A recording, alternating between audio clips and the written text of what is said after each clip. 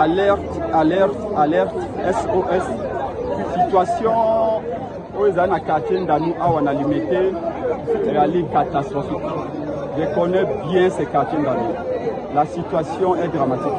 Ce qui te l'équipe si vous tuez à l'élo ce dimanche ou lundi, et que c'est la réalité.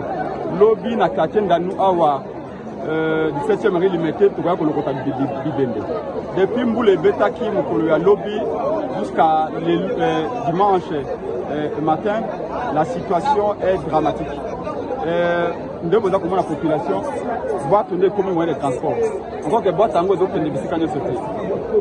Au moment où Batulicola Banda, depuis samedi, Batuakangami Kola Banda Kunabango, Banda Koboebi que la fondation est à Malongate, ceux qui te les disent boutuent le dimanche vers lundi, Banda comme ce que il y en a battu la 4, Batu Bana Batoi, Batu Sous Bazan à 4, deuxième, troisième niveau, Maya comme réalité, et le Bakoli réalité, maman Mikolo Bayali.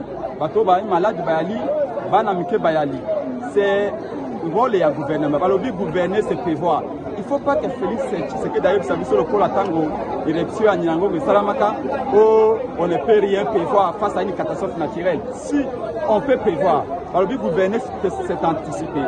S'il y a un plan de contingence on peut faire face avec n'importe quel problème.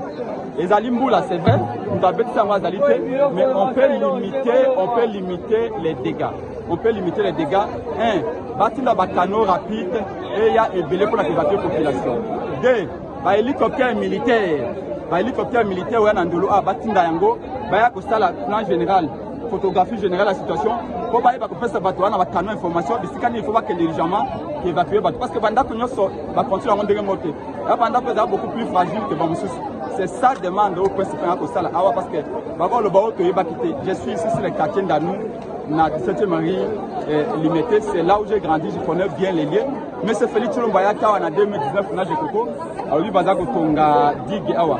Mais Dig Ango Bazako Baka Bangatino Lelo, rien n'a été fait et nos compatriotes souffrent. Il faut Bembe Salama, tu as représenté ma condoléance. Je pense que moi, j'alerte. Il est très important qu'on intervienne aujourd'hui.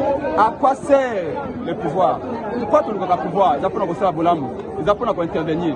Vous avez la consultation, vous avez marché, galerie Mongo, vous tandi, beaucoup de prix à bloquer mon réalité. Laissez d'abord les consultations, venez sauver des vies. Bâton de voter Bino Lobby.